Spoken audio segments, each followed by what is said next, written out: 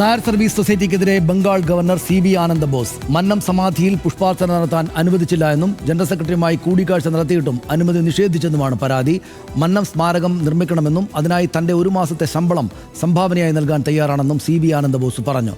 വിവരങ്ങളുമായി ശരത്ലാൽ ചേരുന്നു. ശരത്ലാൽ, അത് വളരെ അസാധാരണമായിട്ടുള്ളതും അങ്ങനെ സാധാരണമായിട്ട് നമ്മളങ്ങനെ കേൾക്കാറില്ലല്ലോ. ഇത് മന്നം സമാധിയിൽ പുഷ്പാർച്ചന നടത്താൻ അനുവദിച്ചില്ല എന്നൊരു പരാതിയുമായിട്ട് ആളുകൾ വരുന്നത്. പ്രത്യേകിച്ചും CB ആനന്ദ ബോസാണ് വരുന്നത്. എന്തുകൊണ്ട് അനുമതി നിഷേധിക്കപ്പെട്ടു എന്നാണ് നമ്മൾ മനസ്സിലാക്കുന്നത്. ആനന്ദബോസ് പറയുന്നത് എന്താണ്?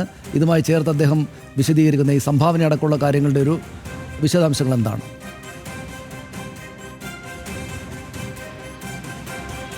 സനീഷ, ഇത് ആനന്ദ ബോസിന് വ്യക്തിപരമായി വളരെയധികം സങ്കടമുണ്ടാക്കിയ അനുഭവം എന്നാണ് അദ്ദേഹം ഇന്നലെ ആർക്കൈവ്സ് ഡൽഹിയിൽ നടന്ന ഡൽഹി NSS കരയോഗത്തിൻ്റെ യോഗത്തിൽ വ്യക്തമാക്കിയത്.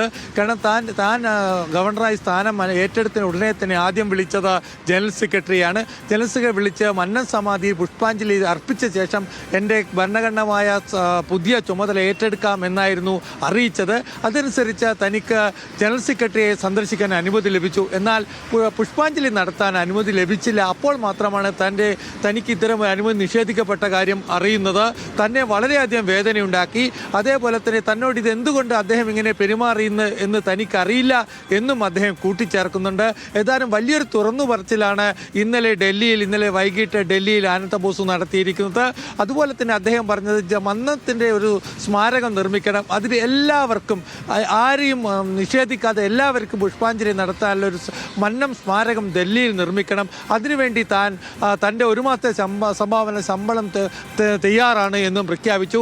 അത്തരമൊരു സ്മാരകം പണിയാൻ ഡൽഹി NSS തീരുമാനമെടുത്തു എന്ന് RJK Pillai Delhi general president ആ ചടങ്ങിൽ തന്നെ വ്യക്തമാക്കുകയും ചെയ്തു. ഇത് നേരത്തെയല്ല മന്നം സമാധിയിൽ BJP നേതാക്കൾക്ക് അനുമതി നിഷേധിക്കപ്പെട്ട. സുരേഷ് ഗോപിക്ക് മന്നം സമാധിയിലെ പുഷ്പാഞ്ജലി അർപ്പിക്കാൻ അനുമതി നിഷേധിച്ച ഒരു സംഭവം വളരെ വലിയ വിവാദമായിരുന്നു.